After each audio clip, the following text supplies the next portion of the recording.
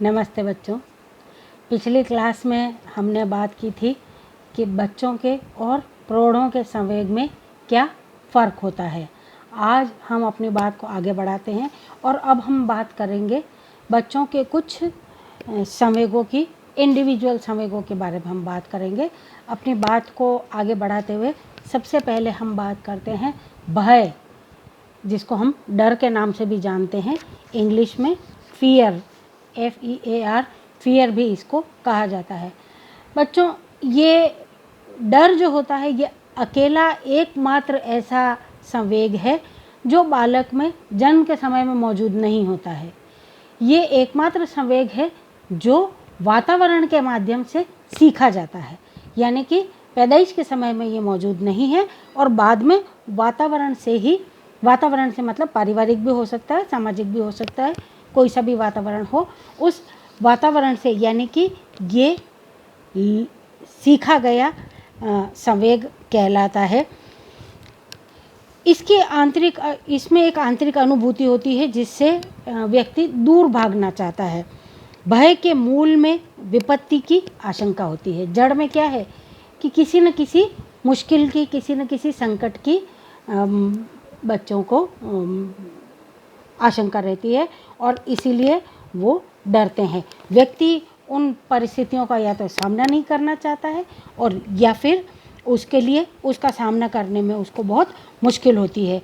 हर एक प्राणी भय के कारण ही खतरनाक और अप्रिय घटनाओं से या परिस्थितियों से हमेशा दूर भागने की चेष्टा करता है।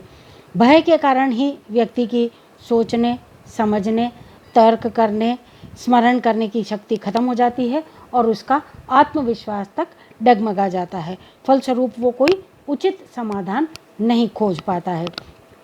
बच्चों में भी भय के संवेग देखने को मिलते हैं, लेकिन हकीकत ये है कि बच्चा जब पैदा हुआ है तब वो नहीं जानता कि भय क्या होता है, डर क्या होता है। आप देखिए, छोटा शिशु 1.5 साल का, 2 साल का बच्चा, उसके हाथ में चाहे कांच हो, चाहे चाकू हो, चाहे अंधेरा हो, चाहे उसके सामने कोई जानवर आ जाए, उसको कोई फ़र्क नहीं पड़ता। ये हम ही लोग होते हैं, ये परिवार के सदस्य होते हैं जो उसको उन परिस्थितियों से या उन चीज़ों से भय उत्पन्न कराते हैं कि नहीं नहीं, यहाँ नहीं जाना, वहाँ अंधेरा है, अंधेरे में कुत्ता बैठा है, या अंधेरे में कोई भी किसी भी चीज़ का नाम लेकर के उसको डराया जाता है। बच्चा नहीं समझता कि मैं अगर पलंग पर चढ़ा हुआ हूँ या मैं अगर पलंग के किनारे पर आ जाऊँगा तो मैं वहाँ से नीचे गिर जाऊँगा। उसको न गिरने का भय है, न उसको चाकू से या किसी भी कांच से अपने हाथ कटने का भय है, उसको किसी चीज़ का भय नहीं होता। वो जानता ही नहीं है कि भय क्या होता है। ये हम ही लोग बच्चों में इस भय का, इस डर का क्या कहना चाहिए, परिचय हम ही करवाते हैं और उसी से बच्चा धीरे धीरे डरने लगता है। अदरवाइज़ आप अगर ध्यान से देखें, बच्चों को अगर ऑब्जर्व करें तो जो बच्चा घुटने चलने लगा है, थोड़ा बहुत इधर उधर मूवमेंट जिसके चालू हो गए हैं, ऐसा बच्चा कुछ भी नहीं देखता। उसके सामने ज़मीन पर चाहे चींटी आ जाए, चाहे कॉकरोच आ जाए, चाहे कोई भी और कीड़ा मकोड़ा आ जाए, वो उसको भी पकड़ने की कोशिश करता है। हो सकता है उसको मुंह में भी डालने की कोशिश वो बच्चा कर ले, क्यों कि अभी उसको पता ही नहीं है कि इन चीज़ों से भी डरने की आवश्यकता होती है। भय की अवस्था में अधिकांशतः बच्चे जब एक बार वो भय से परिचित हो जाते हैं तो फिर वो उससे रोने, चिल्लाने, दूर भागने, मुठ्ठियाँ भींचने, गिड़गिड़ाने लगते हैं, कांपने, रोंगटे खड़े होने और रक्तचाप बढ़ने जैसे लक्षण उनमें पैदा हो जाते हैं। श्वास की गति मंद हो जाती है और कुछ बच्चे भय के कारण से आंखें बंद भी कर लेते हैं। चेहरा पीला भी पड़ सकता है। अत्यधिक भय की स्थिति में बालक निष्क्रिय एवं निस्तेज हो जाते हैं और कई बार मूर्छित यानी कि बेहोश भी हो जाते हैं। जैसे जैसे बालकों में उम्र बढ़ती है उनमें ये भय की प्रवृत्ति भी बढ़ती जाती है। उम्र बढ़ने के साथ में भय तेज होता जाता है। अब बात आती है इसके मुख्य कारण क्या है। भय के मुख्य कारण क्या हो सकते हैं। इसमें सबसे पहले अंधेरा, कि चाहे बच्चे हों चाहे बड़े हों, हम लोग अंधेरे से डरते हैं कि पता नहीं अंधेरे में क्या होने वाला है, वहाँ कोई छुप कर के बैठा है या कोई जानवर है, कुछ भी, एनीथिंग। अंधेरों से सभी को डर लगता है, बच्चे खास तौर से अंधेरों से डरते हैं। अंधेरे में इन्हें ये एहसास होता है कि वहाँ पर कोई ना कोई ऐसी चीज़ हो सकती है जो उनको नुकसान पहुँचाए, इसीलिए वो अंधेरे से दूर रहते हैं। अंधेरे में अपने माता पिता या भाई बहनों के साथ जाने की कोशिश करते हैं और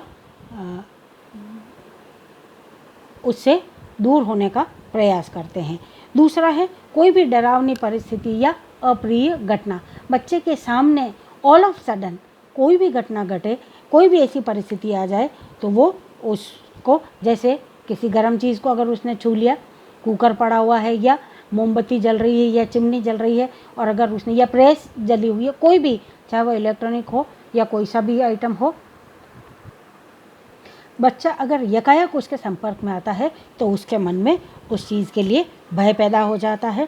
जैसे अधिकांश बच्चे अगर इंजेक्शन वगैरह का भी उनको लगवाने की ज़रूरत पड़े बीमारी की अवस्था में या टीकाकरण के दौरान, तो वो इंजेक्शन से या सुई से फिर वो डरने लग जाते हैं। यहाँ तक कि उनके मन में इतना डर पैदा हो जाता है कि वो किसी भी डॉक्टर तक के नाम से भी घबराने लगते हैं, डरने लगते हैं। फिर आता है अकेलापन, लोनलीनेस। अकेलापन तो अच्छों को डरा देता है, बच्चों को क्या, बड़ों को भी कई बार अकेलेपन से डर लगने लगता है, क्योंकि अकेलेपन के कारण व्यक्ति घबरा जाता है।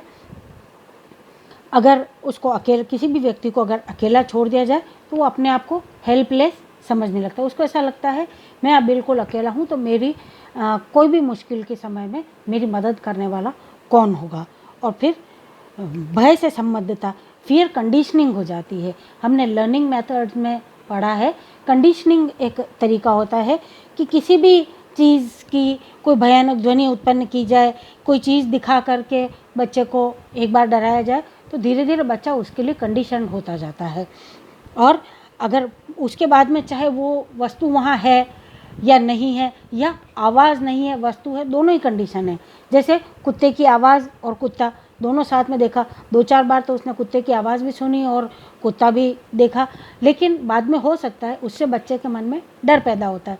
और बाद में हो सकता है कुत्ता आवाज़ नहीं भी कर रहा है, पेट डॉग है, लेकिन फिर भी बच्चा कुत्ते को देख करके डर सकता है। या फिर कुत्ता दिखाई नहीं दे रहा है, केवल उसके भौंकने की आवाज़ आ रही है, तो भी बच्चा उससे डर सकता है। ये कंडीशनिंग कहलाती है कि किसी एक परिस्थिति को दूसरी परिस्थिति के साथ में जोड़ लेना और उसके अकॉर्डिंग बिहेव करना, ये कंडीशनल लर्निंग कहलाती है। और डर भी इस तरह से कंडीशन हो जाता है।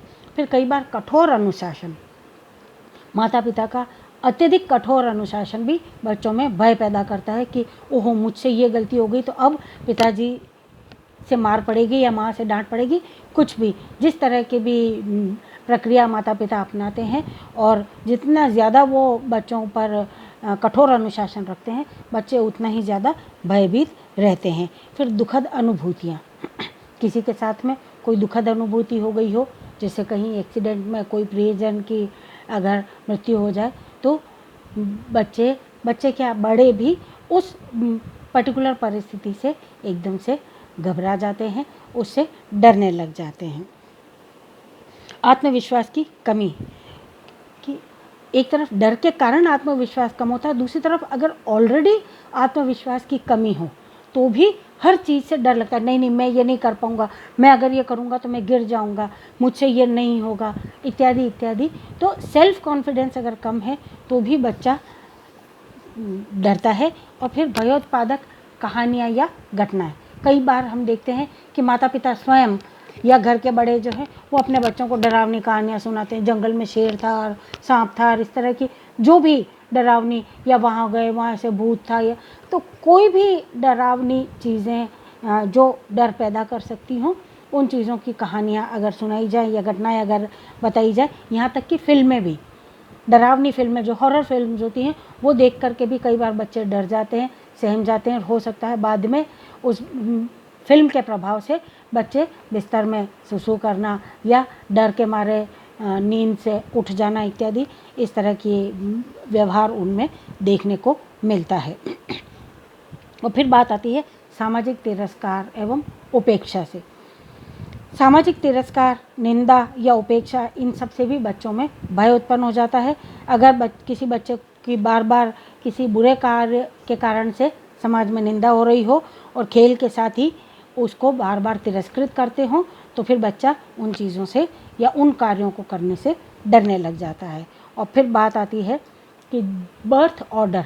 बच्चों, ये बहुत अपने आप में एक इम्पॉर्टेंट एस्पेक्ट है कि हम घर में कौन से क्रमांक पर पैदा हुए हैं। अगर फर्स्ट बॉर्न चाइल्ड होता है, जो सबसे पहले पैदा बच्चा होता है, वो सबसे ज़्यादा भयभीत होता है, उसको हर चीज़ से डर लगता है, क्योंकि माता पिता भी कई बार प्रोफिलेक्टिक चलते हैं, वो बचावकारी मुद्रा में रहते हैं और उनको लगता है कि नहीं हमारे बच्चे का कोई नुकसान नहीं हो जाए, तो वो बच्चे को कई बार अवांछित चीज़ों से भी डरा करके रखते हैं। लेकिन दूसरा या तीसरे नंबर का बच्चा जो होता है, उसके साथ में ये परेशानियाँ कम होती हैं, क्योंकि अब जो बड़ा बच्चा है उसको देख देख करके वो आसानी से सीख जाते हैं कि नहीं ये कोई बहुत परेशानी वाली बात नहीं है, इनसे डरने की ज़रूरत नहीं। और फिर बात आती है अज्ञानता, इग्नोरेंस। जिन चीज़ों के बारे में हम जानते नहीं हैं उनसे भी हम डरते हैं। जैसे जो हम देखते हैं कि कम पढ़े लिखे माता पिता हैं, वो इलेक्ट्रॉनिक आइटम्स को काम में लेने से भी डरते हैं। यहाँ तक कि मोबाइल का इस्तेमाल कि पता नहीं ख़राब हो जाएगा, हम अगर हाथ लगा देंगे कोई गलत बटन दब जाएगा, तो ये क्या है? अज्ञानता है। मिक्सी है, अगर माँ को मिक्सी नहीं चलानी आती है या उसको लगता है कि नहीं मैंने अगर गलत बटन दबा दिया और मिक्सी को कुछ नुकसान हो जाएगा या मेरे शरीर को कुछ नुकसान हो जाएगा, तो वो इस डर से ही वो काम करते ही नहीं है। तो ये अज्ञानता भी कई बार भय का कारण बनती है। वो बड़ों में भी हो सकती है, बच्चों में भी हो सकती है।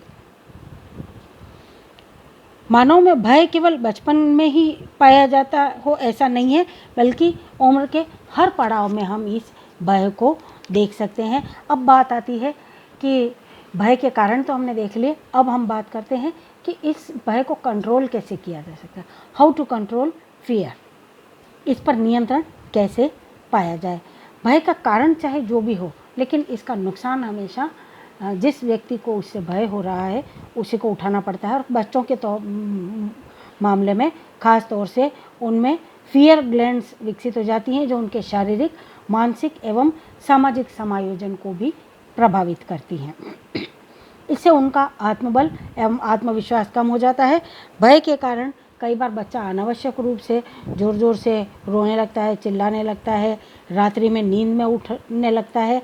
और इसीलिए यह आवश्यक है कि व्यक्तित्व निर्माण के लिए बच्चे को भय मुक्त वातावरण में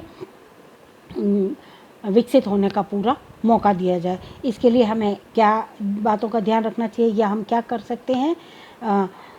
सबसे पहला और सबसे इम्पॉर्टेंट, साहसिक कहानियाँ और घटनाएं सुनाई जानी चाहिए, कि रादर देन डरावनी कहानियाँ बताई जाएं या डरावनी घटनाएं सुनाई जाए, ऐसे व्यक्तियों की या ऐसी कहानियों के बारे में बात करनी चाहिए जिससे बच्चों में साहस पैदा हो और वो निडर बने। फिर है भयावह परिस्थितियों से दूर रहना, keep away from fearful situation. पहले ही बच्चे को आप ऐसी परिस्थिति में जाने ही क्यों दो।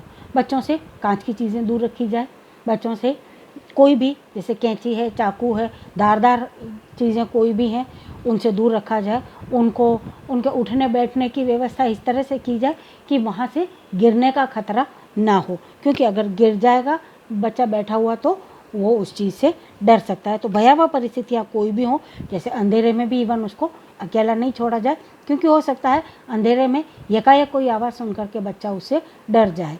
तो इस तरह की परिस्थितियों से उसको दूर रखना चाहिए और फिर नई परिस्थितियों से आगे बढ़ करके उसका परिचय कराया जाना चाहिए। नई परिस्थितियों से यह तात्पर्य हम जिन चीज़ों के लिए चाहते हैं कि बच्चा इनसे डरे नहीं, जैसे अगर हमें लगता है कि नहीं बच्चे को अंधेरे से नहीं डरना चाहिए, तो इट इज़ ऑलवेज़ गुड कि हम बच्चे को अपने साथ अपना हाथ पकड़ करके अंधेरे कमरे में ले करके जाएं और लाइट जला करके उसको चारों तरफ दिखाएं कि देखो बेटा यहाँ पर कोई खतरा नहीं है, और फिर वापस लाइट बंद करके उसको, ताकि बच्चे में ये विश्वास पैदा हो कि हाँ वाकई में यहाँ तो कुछ है ही नहीं, तो उसको उस चीज़ से डर नहीं लगेगा। इसी तरह से जिन व्यक्तियों से हम चाहते हैं कि बच्चा पहचाने उनको, तो हमें खुद आगे बढ़ के परिचय कराना चाहिए कि ये फलाना जी हैं, ये हैं, ये आपके ये रिश्तेदार हैं। जो भी कोई रिलेशन बताया जाए, नाम बताया जाए, और सामने वाला जो व्यक्ति आ रहा है उसको भी चाहिए कि वो प्यार से हंस करके बच्चे के सामने जाए। अगर वो पहली ही बार में गुस्से में या ज़ोर से बोलता हुआ बच्चे के सामने आएगा तो बच्चा उससे डर सकता है। उसकी बजाय अगर बच्चे को पता होगा कि इन परिस्थितियों में कोई भय नहीं होता, यानी कि हम स्वयं उनको उन परिस्थितियों से परिचित कराएं। और फिर सहानुभूति, सिंपैथी। जब बच्चा अगर किसी चीज़ को देख करके डर जाए यकायक, तो ऐसा नहीं कि माता पिता को उसको उसी समय डांटना चाहिए, नहीं, उसको पूरी सहानुभूति के साथ में उनका व्यवहार होना चाहिए। प्यार से, सहानुभूति से बच्चे को समझाया जाना चाहिए। जैसे बच्चा अगर किसी जानवर को देख करके डर गया है तो हम खुद जा कर के उस जानवर को हाथ लगा सकते हैं, अगर वाकई में वो नुकसानदायक नहीं है। जैसे पेट्स हैं, घर में कुत्ता, बिल्ली या कोई भी पक्षी वगैरह हम कई बार अपने घरों में पालते हैं और बच्चा हो सकता है उनको देख करके डर जाए, तो धीरे धीरे बच्चे को उनसे परिचित कराने के साथ में अगर बच्चा बाय द वे उनसे डर भी जाता है तो उसको प्यार से, सहानुभूति से समझाया जाना चाहिए कि इनसे डरने की ज़रूरत नहीं है, ये देखो ये हमें नुकसान नहीं पहुंचाते हैं। और फिर जहां कारण में कंडीशनिंग थी वहीं अब उसके निवारण में भी कंडीशनिंग होती है कि अगर बालक जैसे अंधेरे से, अकेलेपन से, डरावनी आवाज़ इत्यादि से किसी से भी डरते हैं या किसी भी जानवर जैसे गाय, भैंस, कुत्ता, बिल्ली इत्यादि जानवर से डरते हैं, तो बालकों को उन स्थानों पर ले जा करके स्वयं साथ जा करके उनको 1 बार, 2 बार, 3 बार, 4 बार, अगर बार बार हम उनके साथ में जाएंगे, चाहे वो अंधेरी जगह हो या कोई भी जानवर है उसके पास में जाना है, तो धीरे धीरे वही कंडीशनिंग जो भय सीखने में काम आती है, वही कंडीशनिंग यहाँ पर भय को दूर करने में भी काम आती है। अगर बालक को बार बार उनके पास ले जा कर के प्यार करना सिखाया जाएगा तो वो उन जानवरों से भी प्यार करने लग जाते हैं। इसी तरह से अगर अंधेरे कमरों की बात है या अंधेरे स्थानों की बात है, तो अगर 2-4 बार हम उनके साथ में जाएंगे तो धीरे धीरे बच्चा समझ जाता है कि इन अंधेरी जगहों में भी कोई डरने वाली बात नहीं होती है। और फिर बात आती है कि भयावह परिस्थिति से संघर्ष करने का उनमें साहस होना चाहिए। भय की परिस्थिति से बच्चों को संघर्ष करना सिखाया जाना चाहिए और यही भय करने का सबसे ज़्यादा अच्छा उपाय माना गया है। बच्चा जिस चीज़ से डरता है उसको उसी चीज़ से संघर्ष करना सिखाया जाना चाहिए। जैसे अगर बच्चा गणित के विषय से डरता है तो सबसे पहले उसको गणित के सबसे साधारण से सवाल वापस से हल करवाए जाने चाहिए और धीरे धीरे धीरे उसको कॉम्प्लिकेटेड सवालों की तरफ ले जाया जा सकता है ताकि उसकी गणित के प्रति रुचि बने। और फिर मित्रतापूर्ण व्यवहार करना। बच्चों के साथ बहुत ज़्यादा कठोरतापूर्ण व्यवहार नहीं होना चाहिए, बल्कि उनके साथ में मधुर एवं मित्रतापूर्ण व्यवहार होना चाहिए। कठोर अनुशासन से जहाँ बच्चा घबराता है और डर के सही कारणों का पता नहीं लगा पाता, कठोर अनुशासन से उसको असुरक्षा की जहाँ भावना पनपती है, वहीं मित्रतापूर्ण व्यवहार से हम उसके भय को दूर कर सकते हैं। अगर उसको फेवरेबल कंडीशंस मिले तो वो उस डर का आसानी से सामना भी कर पाता है। कई माता पिता अनावश्यक ढंग से बच्चों को डराते धमकाते रहते हैं और बालकों के सामने नाटकीय ढंग से भी भय का प्रदर्शन करते हैं। ऐसा नहीं होना चाहिए, क्योंकि ऐसा करने से बच्चा अनावश्यक रूप से भयभीत होना सीख जाता है। इसीलिए माता पिता को चाहिए कि वो अपने बच्चों का विशेष ध्यान रखें, उनको साहसी और निडर बनाएं, ना कि डरपोक। आज के लिए हम अपनी बात को यहीं पर विराम देते हैं।